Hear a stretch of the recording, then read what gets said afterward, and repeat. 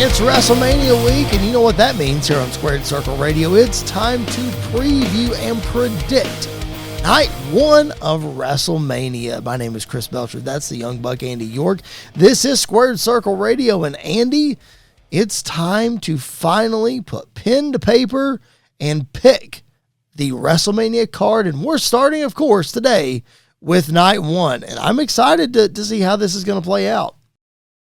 Yeah, I am too. I mean, the debate is always which night is better, and I think the last couple of years, or at least the first couple of years that they did the night 1 was typically better than night 2. Mm-hmm.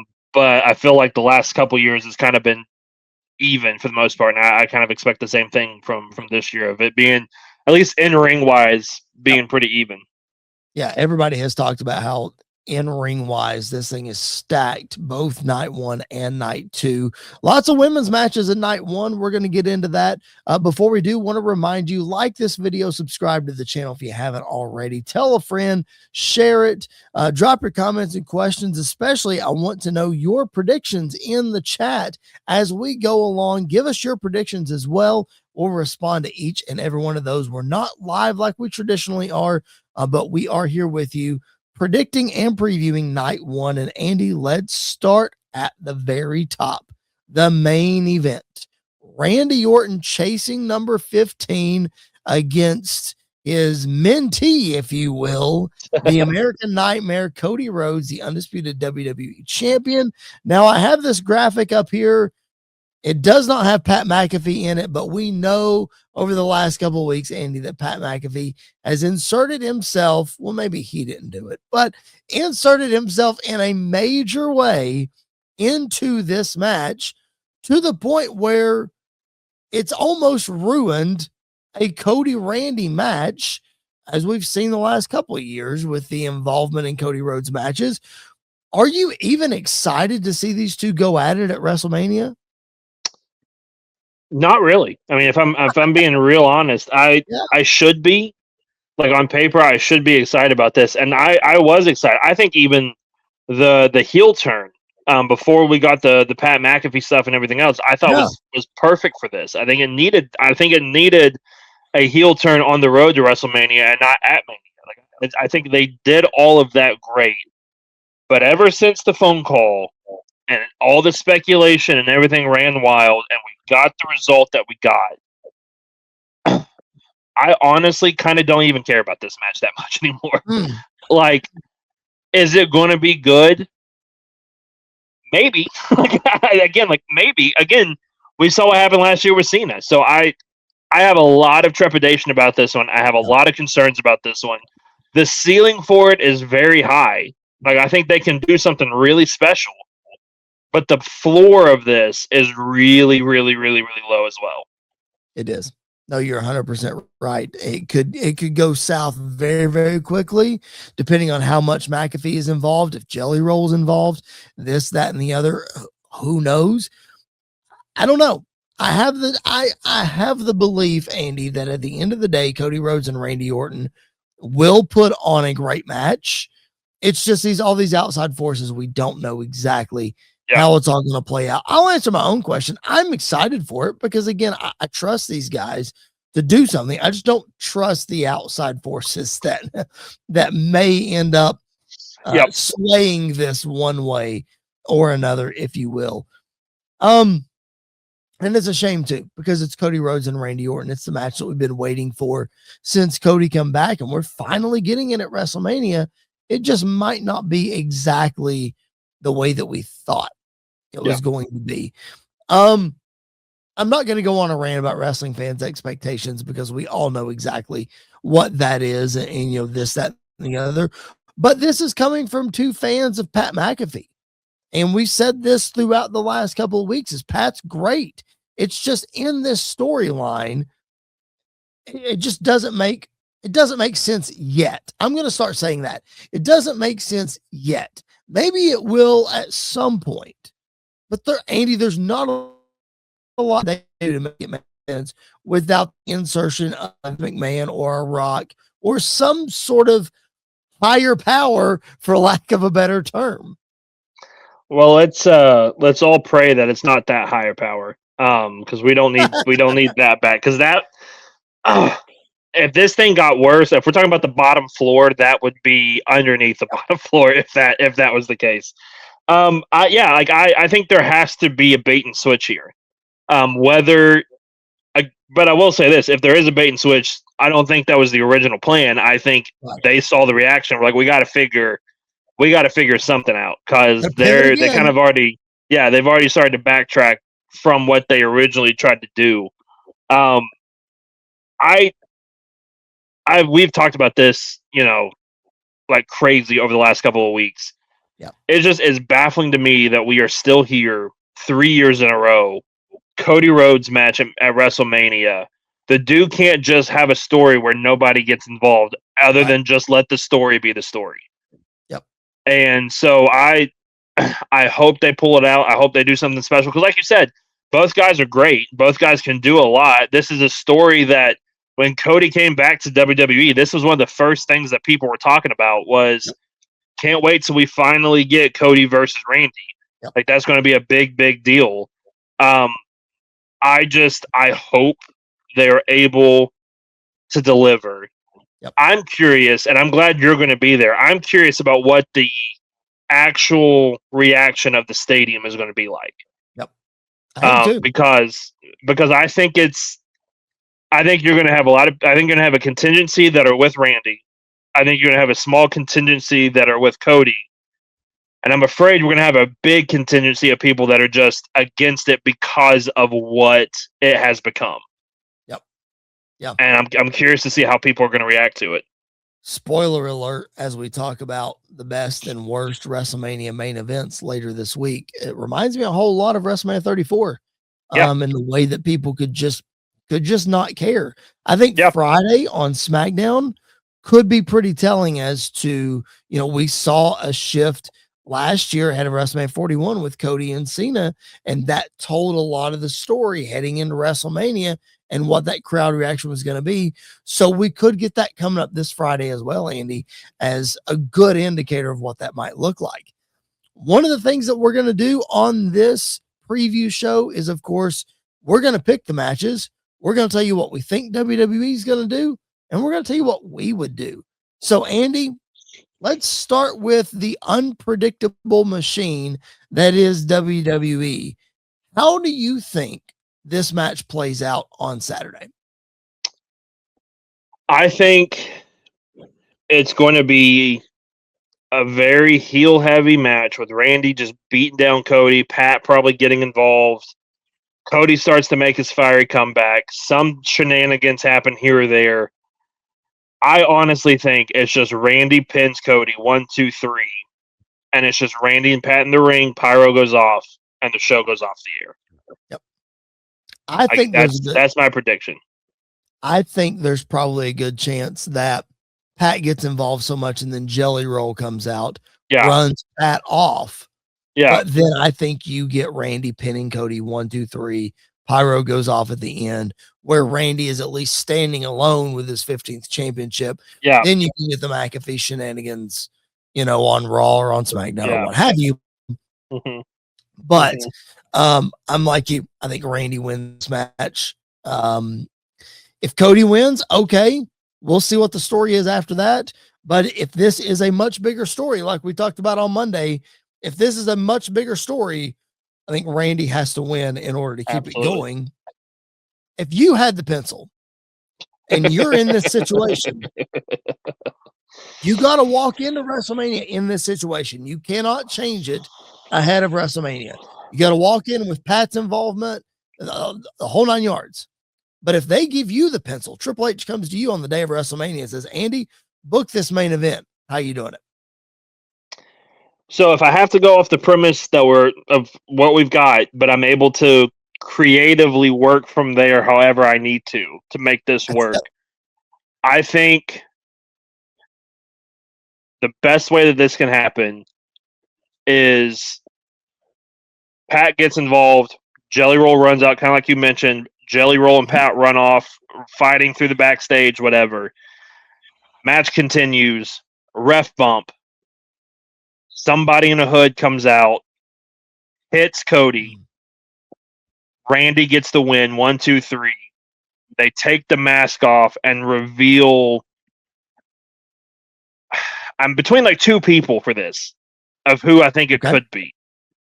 But they pull the mask off, and let's just say for everything that's going on with the MFTs and with everything else, let's say it's Solo. Okay. Solo gets involved. He pulls the mask off. Randy kind of looks confused for a second, but then Pat comes out on stage. The Rock's music hits. The Rock and Pat walk down. So you have your champion in Randy. Solo's back to being the enforcer. Because I think the whole time, I think Solo was going to align with The Rock if we were going that route between Rock and Roman. And then I think we can go from there of, I think Rock doesn't need to be on TV. I think he can show up when he needs to show up, but he can be the higher power, big baddie that is really raining down. Solo his enforcer, Randy is his champion, and then you can add some pieces along the way afterwards to make this work. Of you could add in I don't think it needs to be all Bloodline guys either, but I think you could add in maybe some of the Bloodline guys, or you could add in an Ethan Page from NXT, or a Ricky Saints from NXT, or I think there's some guys that you can add in. But I really hope that they are able to do something to make this all make sense. If Pat was just the warning shot, the messenger for the guy that's coming, and the guy that's coming has to be The Rock, I think. Yep. Yeah, I think you're 100% right. That's exactly how I would book it, in one way or the other. Maybe not Solo's involvement. I don't think it's anybody else. I think Rock could easily, Rock's music could just hit. Rock could come out, stand on the stage, and do his 1, 2, 3, slice the throat. Cody turns around, RKO 1, 2, 3, Yep. and then you don't even necessarily, like, Randy could be confused standing there holding the championship. I think McAfee could come out and hug Rock, and they could walk out, and the show goes off the air. And then you're left with, did Randy know? Is obviously Pat is doing Rock's bidding, but what part does Randy have in it? And then you can sort of, if you decide to separate them at that point, you can separate them. Randy doesn't necessarily have to be tied to McAfee and to all this. I'm not saying turn him babyface, but he doesn't have to be so tied to all this. So, yeah, I completely agree. And I think you can even sneak some of the women's stories through this as well, of just The Rock being what the Authority should have been, but not as heavily on TV all the time. Yep. I completely agree. Completely. All right, let's talk about, speaking of the women, let's talk about the women's championship match that is on WrestleMania Saturday, and that is Stephanie Vaquer defending against the Royal Rumble winner, Liv Morgan. And Andy, you and I were very hesitant about this match going into it, whether it was going to be Raquel or whether it was going to be Jade or whatever, because Liv and Stephanie just had no history. But I think over the last 2 months, they've done a really nice job of building I won't say a blood feud, because it doesn't go back that far. But man, Liv Morgan this past Monday snapping on Raw, and the way that all of that has been, I'm definitely way more intrigued than I was when it was announced. Yeah, and I mean, even going back 2 weeks ago when Stephanie shoved Liv into Roxanne, like, that was wild. Out of the two women's championship matches, I thought this one would be the one going in that has the less heat and momentum, and I don't think I could be further. I don't think I could be more wrong. Yeah. I think this one has the potential of not stealing the show, but surprising people by how good it could be. Yeah. So I think there's a lot of potential. I think they've done a great job. I think this has been really good for Stephanie. I think it's made her feel bigger and more important as a champion. I don't think it's like a foregone conclusion that Liv is just going to walk out of Mania with the championship either. So that adds even more intrigue to it, and an element to it that I think a lot of people didn't think we would have going into this match this year. Lots of people speculated for a while that Dom would turn on Liv and go with Stephanie. Do you think that's a possibility? I don't. Okay. I don't. Okay. Well, it'd be an interesting way I to don't get see Stephanie as a heel right now. It'd be an interesting way to get Miles Bourne on the main roster, and you could, it could be interesting. But yeah, man, I'm right there with you. Like, I'm way more excited for this than I thought I was going to be. I was so down on Stephanie's always hurt and Liv needs something bigger and, this, that, and the other. But I think they've done a really nice job of dipping into this angry side of Liv Morgan and, a more brutal side of Stephanie even. Yeah. So I think it's going to be really, really good. As far as a prediction goes, what do I think they're going to do? I think Liv Morgan has to win the championship here. I think they put the championship back on Liv. And the reason I say that is because the women's division has struggled on both shows for a while. And Liv Morgan proves time and time again that she is a bona fide star. And I think the best way to get some momentum back in the women's division is to put the championship on Liv Morgan, somebody they can get heat, somebody that can go out there and people love to hate and hate to love and all of that kind of stuff. So I think it immediately raises the stock of the women's division. I think that's really needed on both shows, which may give my prediction away for night number 2, but we'll get there later. So I think WWE puts the championship on Liv Morgan night 1 of WrestleMania. I was with you probably a couple weeks ago. Okay. I do think there is a scenario where Liv loses and Dom loses, and we really start to get more of the turmoil within Judgment Day. Because, the continued turmoil. I know. Spoiler alert, I don't think JD is walking out as IC champion. Of course. Dom could lose to Finn. Liv could lose here, and now they're all sitting there going, well, we don't know what to do. Yeah. I think there's a good chance Raquel could turn on Liv in this match. And Raquel kind of leave as the babyface. Because I don't think you can turn Liv as a babyface unless Dom turns with her, and I don't see that happening at Mania this year. So I think there's a world where all that happens, but I do think Liv walks out as champ. Okay. I think there's more to do with Stephanie as champ because I think there's more heels on Raw than there is baby faces at this moment. Yep. But I do think Liv gets another shot at the title, gets another run with the title, and is able to do more with it this time than she was in the past. So I think Liv walks out as champ. Okay, you can see it both ways for sure. If you're booking it, do you book Liv as champion? I know that I do. I'll just spell it out right there.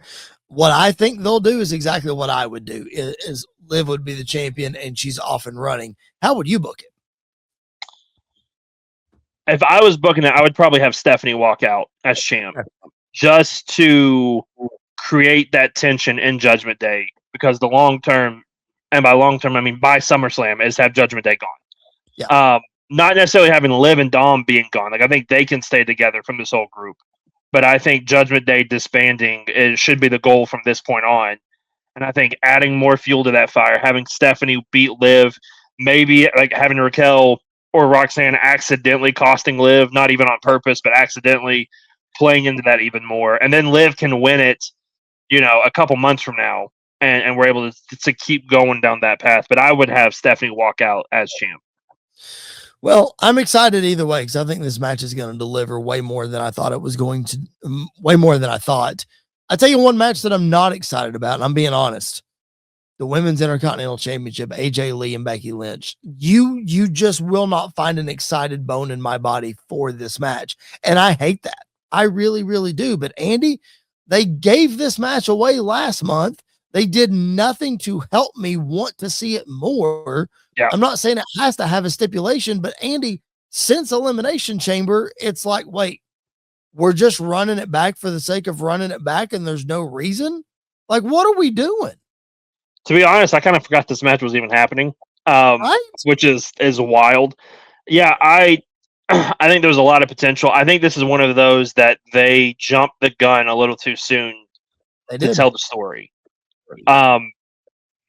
honestly, I think if we could do it all over again, having AJ in the Rumble and not at Chamber, even though I know it's in Chicago, but I think have her in the Rumble, eliminate Becky, but then she doesn't win the Rumble. But then she could show up in Chicago, and cost Becky, or after the match attack Becky, and then we're heading down to where this should have been AJ's crowning moment with the IC title at Mania and not beforehand. So I think we've gone kind of a backwards way of doing this match. If you have to have AJ on the Chicago card, we said it. Tag match. They built that tag match perfectly. AJ and Maxine Dupree versus Becky and Natty. Like, it was right there. And then all you have to do is have, I don't know, Becky gets a quick win on AJ. I know that's the narrative of this story, is that she can't beat AJ, but in Chicago, let her get that heat. Then you have AJ chase Becky. Okay, now I have a reason to come after you, because my reason before was you slapped my husband and now I'm back. What's her reason now? You know what I mean? It's like, I don't know. I don't know. Maybe the best thing would have been to keep her off the Chicago card, but I'm just not excited for this, and I hate that. But Andy, I'll say this: I'm glad I'm not excited about it. I'm glad my expectations are low, because it gives them places to go, and I hope that they over deliver in this one, and I hope that it's better than the Chamber match. Yeah, I completely agree. I think, again, it's one of those that the ceiling is high, the floor is low. Yes. And I think that we more than likely are going to get at least close to the ceiling for this, because AJ can still go. Becky is still really, really good in the ring when she's motivated. And I think right now she is probably going to be motivated, because I feel like this is an underlooked match on the card. Yep. And so I fully expect them to go out there and to give it everything they've got. Yep, I do too. And if I'm looking at a prediction here, what do I think WWE is going to do? I mean, I think Becky Lynch wins her championship back. I don't think there's a way that WWE books AJ to win this. I think her part-time status is going to come back into play. And we saw how intermittent she's been since WrestlePalooza. And I think that happens. Maybe it was a deal from WrestlePalooza to WrestleMania, and, she rides off in the sunset for a little while. But if I have to predict what WWE will do, I think Becky gets the championship back. I agree. I think she gets the championship back. I hope she loses it kind of quickly after that, because I think she needs to be back in the main event scene again. Totally agree. But I do think she does. I do think she does get the win at Mania. Yep, I do too. But if you're booking it, are you booking AJ to win so that Becky goes into the world title picture to face Stephanie Vaquer leading into SummerSlam? Yeah, I probably would. I would have AJ win, and then the night after on Raw, have AJ just do like an open challenge, and somebody from NXT can answer it and beat her. Kind of like Paige on her first night coming in, beating AJ. They shake hands. She raised her hand, and then that gives AJ a chance to go away for a little bit and come back as needed. And then you're putting over a fresh young face as the IC champion going forward. So that's probably what I would do. And then in my world of how I'm booking it, Stephanie being the champion coming out, Becky can go right after Stephanie, and we get Stephanie versus Becky for the title for the next couple of weeks or months and going forward. Yep, that's exactly how I would book it too. Honestly, is I would have AJ win, but you mentioned Paige. I'm not going to put a young face up there. I'm bringing Paige back tonight after WrestleMania, and Paige and AJ run it back. Paige wins the championship, and then we get a whole new set of what in the world just happened. Where did this come from? I just talked about the facelift that the women's division needs on Monday Night Raw. There's no bigger lift to the women's division than to bring Paige back and see what we've got there. That'd put a spark in the women's division. So I think that's how I would book it. Have her win the Intercontinental Championship. All right. We're about halfway through night number 1. We appreciate you guys being with us here on Squared Circle Radio. That's the Young Buck Andy York. My name is Chris Belcher. Make sure you keep it locked in right here on the YouTube channel or on podcast, whichever way that you are consuming this content. We appreciate it so much. we just ask that you hit that subscribe button on our YouTube channel. So close to 400 subscribers. Help us make that happen during WrestleMania week. It would mean so very much.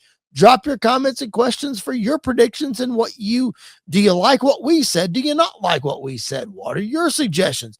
We will respond to all those comments. Just make sure to drop them there in the chat.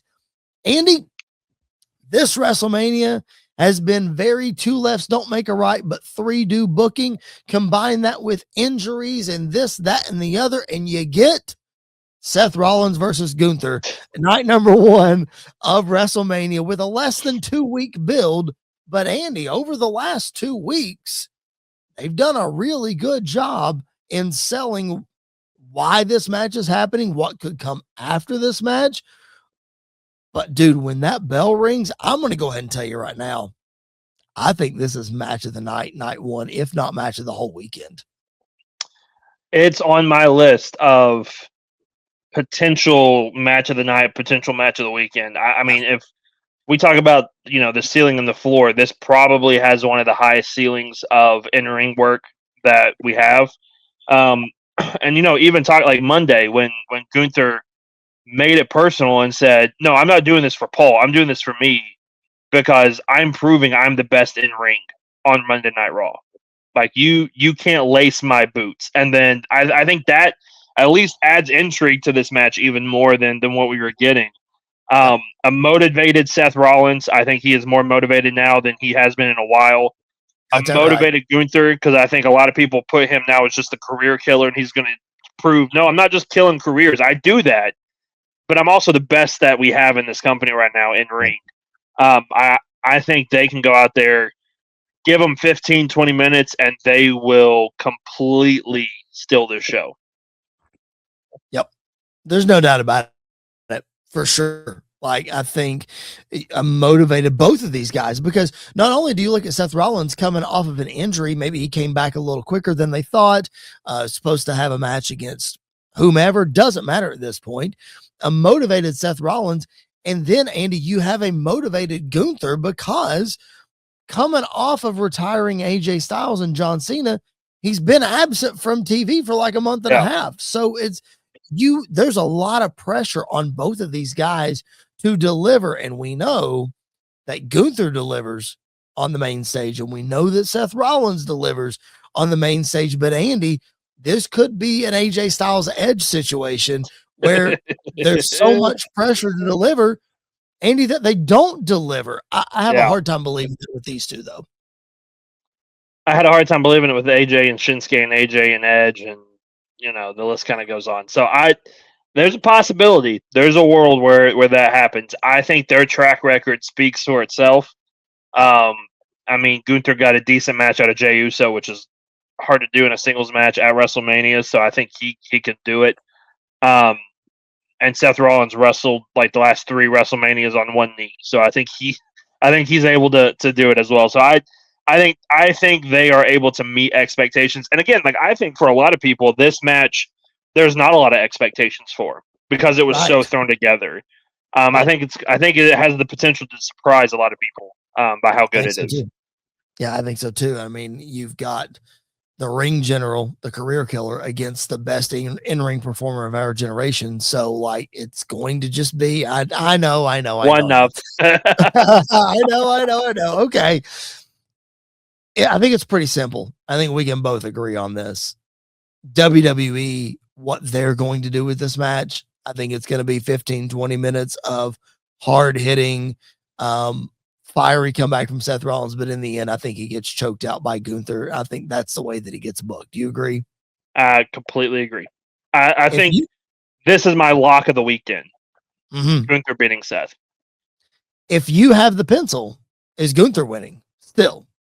Yes. I think for the long term, the long run of where we're getting, Gunther needs to beat Seth to lead to Brock. So I think Gunther gets the win here. I think Seth can eat the pin. I think Seth can pass out. And because here's the thing. Here's my view of it all. This match was not supposed to happen. So this match is not going to hurt Seth as much as it would hurt Gunther to lose. If Gunther lost, I think it would hurt him a lot more than if Seth lost. because Seth's eyes are all on Braun Breaker. Whenever Breaker is back, that's immediately where this is going. Right. And so I don't see a great argument to make me sway the other way to say Seth should win this. I think it has to be Gunther all the way. I'm not going to try to sway you. What I will say is, yes, Seth losing to Gunther is not going to hurt him. The problem is he's going right into a feud with Braun Breaker. We're assuming he's probably going to come back the Raw after WrestleMania or pretty close after that. And he's going to lose that feud too. So what does that do to Seth Rollins when he loses those two feuds in a row, coming back off an injury, especially as a babyface, giving him any sort of credibility in the world championship picture, which he didn't lose, by the way, he had to forfeit. So like, I have a hard time getting him back to where he needs to be, losing these two feuds in a row. So I think the best decision is to have Gunther win for what's coming next. I just have a hard time with what's coming next for Seth. Yes, but I think a way to ease your mind about it would be, let's say during the match, the ref goes down and a masked figure jumps over the barricade, slides into the ring, spears Seth out of his shoes, rips it off, reveals that it's Braun Breaker. He rolls out of the ring. Gunther slaps in the choke. Seth passes out. Sure. Seth's probably still going to lose the long haul against Braun. I think he does. I think we're going to get 3 matches out of that. I think Seth at least wins a match. But again, like you just mentioned, he never lost the world title. So I think that's his claim back to the world title is, no matter who's champion, just remember, I never lost that title. It was taken from me because my knee gave out, or because I forget what the injury was. I think it was his knee. His shoulder. Or his shoulder. So yeah. So I think that's his way to get back to the main event, to that world title. But I think that's the best way to have Gunther win and look strong while also not making Seth look bad in defeat. I just about went down a huge rabbit hole, and I'm not going to do it because this is WrestleMania. This is not the road after that. But if you listen to Monday's show and you heard what I said should have been the WrestleMania main event, you could easily build to that, but it's neither here nor there. Okay. Let's talk about, I just said that Rollins and Gunther could easily be the match of the night, maybe even the weekend. It's going to have to top this match. And that's Drew McIntyre versus Jacob Fatu in a non-sanctioned match that's going to be live on ESPN2, the second match of WrestleMania night number 1. Andy, again, 2 lefts don't make a right, but 3 do. And I know it was wild to get to this point. We could sit here and easily say that Drew Jacob has been building for so long, and it is the match that should happen at WrestleMania. It may be terrible the way that we ended up getting here, but these two guys are going to beat the tar out of each other, and it's going to be a lot of fun to watch. Yeah, my only concern is the fact that it's on ESPN. Oh, yeah, that's true. Because I don't think they're going to let them do a lot of stuff on ESPN and get away with it. Although they used to show UFC fights on ESPN. It's like there's blood and stuff. But that's fair. I would have rathered Gunther and Seth get the TV spot. Because I think if you want people to see the wrestling side of it, you give them the spectacle of the 6-man tag, which we'll talk about, and then you give them the in-ring work. I think that's builds better. And then give us the hardcore violence that as fans deserve in WWE. But I agree. I think this, if they let them go and they let them do their thing, this one's going to be hard to beat. I mean, it's going to be very hard to beat because I think Jacob is motivated. I think Drew is motivated. And I think it should be a bloodbath, but I think it's just going to be a physical beatdown between these two guys. And I think I'm here for it. I think it's going to be absolutely amazing. Yeah, you said it. These guys have so much to prove because there was a world, look back in our archives at a previous episode, on a thumbnail, we basically said it was going to be Drew, Cody, Jacob in a triple threat match at WrestleMania for the championship. Two of those guys are not in the main event. And that's the two we're talking about right now. So there is no more motivation than that right there for them to go out and prove why they deserved that spot. And you put them in there against each other. Jacob Fatu had a big WrestleMania spot last year. Drew had a win, but these guys are motivated, Andy, and it's going to be a lot of fun to watch. I'm with you. I didn't even think about the ESPN piece of it and the fact that that would take away from what we would actually get in this match. So I'll be interested to see how they end up booking this, how it ends up playing out. What do you think the result of this match is going to be? How is WWE going to handle this one? I think, especially because of what's going to happen afterwards, I think I think Jacob absolutely has to win this. I think they are going to build him up. They want to make him into a massive star, because I still think the cards still say Roman versus Jacob at some point down the line. And I think they want to build him up to that point, because I think he has that possibility. I think Jacob looks dominant. I think both guys are dominant in this match, but I think Jacob does something wild and is able to pick up the win. So I think Jacob Fatu wins. I think you're right. I think Jacob needs a signature win over a big time star. Like obviously we've seen him beat Solo, and we've seen him do this, that, and the other. And we saw him beat LA Knight last year at WrestleMania. But I do think that Jacob needs a big win over a big star, and no bigger way to do it than Drew McIntyre, former WWE champion, on the WrestleMania stage. So I'm with you. I think they put Jacob over in this match. Is that how I would book it? No, probably not. I think I would book Drew McIntyre to win this match for the simple fact that he did just lose the championship.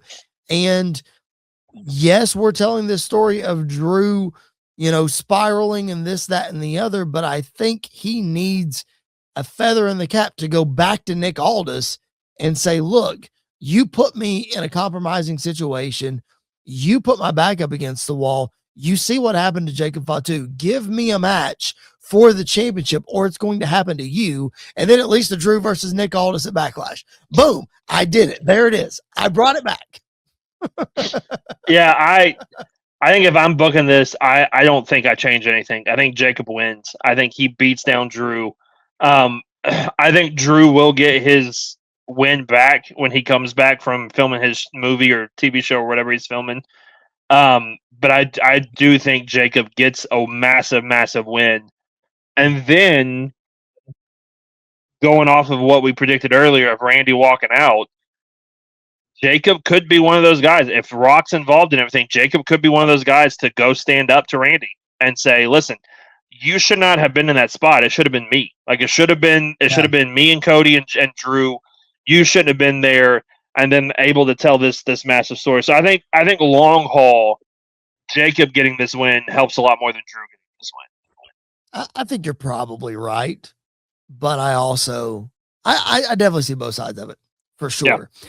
Let's talk about that 6-man tag match that's going to open up night 1 of WrestleMania. You've got the Usos and LA Knight taking on the team of Austin Theory, Logan Paul, and IShow Speed. Now, we saw on Monday a training montage of IShow Speed in the ring. The last time we actually saw him in a ring in a match, Braun Breaker almost split him in half. We saw an insane leapfrog over LA Knight in the aisleway last week on Raw. So, Andy, I am here for this thing opening up WrestleMania. I think the back-to-back entrance of the Usos and LA Knight and then IShow Speed, I think this match could be a whole lot of fun. It does not need to be more than 15 minutes. But I think this has a potential to be a lot of fun and a great opener. Yeah, I think we're looking at 2 matches back to back that could be car crash matches, which I think is what you need. I do think this one's going to be fun. I think it's going to be in the same vein as we got with like Johnny Knoxville and Sami Zayn, of just wacky, over the top stuff. I do think you're right. Like, this doesn't need to be longer than 15 minutes. I think Speed needs to just do some athletic stuff in the ring. Let Logan Paul, let Austin Theory do the other stuff. Let the Usos yeet all over the place and let LA Knight all over the place. just make it a good, fun time to start off WrestleMania. I think this is a great way to open up um, the whole entire WrestleMania show. Do you think, because we've seen some interactions between ISHO Speed and Danhausen. If you watched our Monday show, we speculated what Danhausen could do at WrestleMania. Do you think we see Danhausen involved in this match with ISHO Speed in some way, shape, or form? No, because I think the way the show starts off is with Cena in the ring, and we get to see the Danhausen interaction, and then I don't know how they're gonna. The lights go out, they come back on as Danhausen's running up the ramp, which I love that fact of it, and then I think Speed's music hits, and I think Speed walked out, and we get Danhausen and Speed at the top, and maybe like Speed pays him $100 and is like, "Can you uncurse me, please? Like before I get into the ring, can you uncurse me?" Yeah, and maybe he does. Danhausen smiles, gives him a thumbs up, and then runs to the back. I think we get some interaction. I just don't think he gets involved in the match. Oh, I love Speed's reactions to Danhausen has just been incredible. Like he's done a really good job with that. So I just want to see that continue. And especially on the big stage of WrestleMania, what a way to get Danhausen over. Because listen, the last time we saw Danhausen on ESPN, it wasn't very well received. So then you're going to put him on screen with ISHO Speed and immediately get some positive eyeballs on him. So I would be here for some sort of interaction. How I think WWE books this, I mean, I think the Usos and LA Knight have to win this match. I think in order for, I think this continues. I think the Usos and the Vision run it back for the tag team titles at some point down the road. But I think the feel good way to start off WrestleMania is the Usos and LA Knight get the win. What say you? I'm opposite. I think Logan Paul and Austin Theory and ISHO Speed get the win after Logan Paul uses the brass knucks on LA Knight and drags Speed's body on top of him. Okay. And Speed pins LA Knight because let's just keep dumping. WWE's just going to keep dumping the fire on LA Knight, keep trying to stomp him out. They're going to do their best. I honestly think the heels get the win with Speed pinning LA Knight. Okay. I mean, I like Speed getting a pin for sure. I think if that team wins, Speed is getting the pin. Maybe he steals the brass knucks from Logan Paul and does it himself. I don't know. Maybe. I mean, because we've seen him run away from this kind of stuff and not wanting to be involved. And maybe after that training montage, he was ready to go, and maybe he steals the brass. I don't know. Maybe. If you're fantasy booking it, if you have the pencil, is that the way you're booking it? No, if I'm booking it, I'm probably going to have Speed act like he's with them, and then towards the end of the match, Logan Paul gives him the brass knucks to use, and he just turns around and decks Logan with it. And it's like, I saw you push me into LA Knight. All this is your fault. And he rolls out of the ring and lets the Usos pin him or somebody pin him. But I would probably have the babyfaces win to kick off the night, but I don't think on a free hour they're going to have Logan Paul lose on ESPN. I don't. I'm pretty sure Austin Theory is eating the pin if that team loses, which just continues the burial of Austin Theory. But yeah, if I'm fantasy booking this one, it's exactly how I think they're going to do it. Babyfaces get the win to start this night off. I think it's a BFT followed by a 1D, both of them at the same time. 1, 2, 3. I mean, it's a feel good open to WrestleMania on ESPN2. One more match from night number 1. Man, this is a long night. The Fatal 4-Way Women's Tag Team Championship match. Charlotte Flair, Alexa Bliss, the Bella Twins, Bayley and Lyra Valkyria against the tag team champions Nia Jax and Lash Legend. This could be a car crash. You predicted TLC a long time ago. We do not have that stipulation, but how do you think this one's going to go? Flip a coin. I really don't know. I think the ultimate goal was to get Rhea and Io the titles back, but now obviously that's probably not going to happen. Honestly, I think with the way they're probably going to end this and the way they're going to go, if the Bellas are able to go, the Bellas are walking out with the tag titles. I think it's as simple as that. Yep. I completely agree. That's exactly how I would fantasy book it as well. Like if I had the pencil, they're winning for sure, hands down. I mean, like the reaction that both of them got at the Royal Rumble. It hasn't been. You mentioned this on the podcast several times. The Bellas are those kind of wrestlers who you don't know if you're going to cheer or boo because you don't know what they're doing when they come out in the ring. So you're not totally sure. So the reaction hasn't always been positive since they came back, since the Rumble. But I do think Bellas, if they're able to go, they're walking away with championships in this match. And that, Andy, is night number 1 of WrestleMania. Make sure that if you guys are listening, you're watching, make sure you keep it locked in right here on the channel for our live reaction for night 1 after Saturday. And Andy, I said it on the podcast last week, and I said it on a couple episodes during the WrestleMania week, and I'm going to say it again. The best thing about WrestleMania night 1 is it's going to be awesome. It's going to be entertaining, but there's always night 2. We're going to preview night 2 tomorrow on this channel. No matter how bad night 1 might end, there's still night 2 to come. So, and if last year was an indication, no matter how great night 1 might end, there's still night 2 to come. So it's a flip of the coin. That seems to be the narrative with 2 nights of WrestleMania, but we lived through it. We're right here to talk about it. We will be right here to talk about it on Squared Circle Radio. Again, if you're listening on podcast or you're watching on the YouTube channel, thank you so much for doing that. That's the Young Buck, Andy York. My name is Chris Belcher. This has been our night 1 preview of WrestleMania 41. Come back tomorrow as we preview night number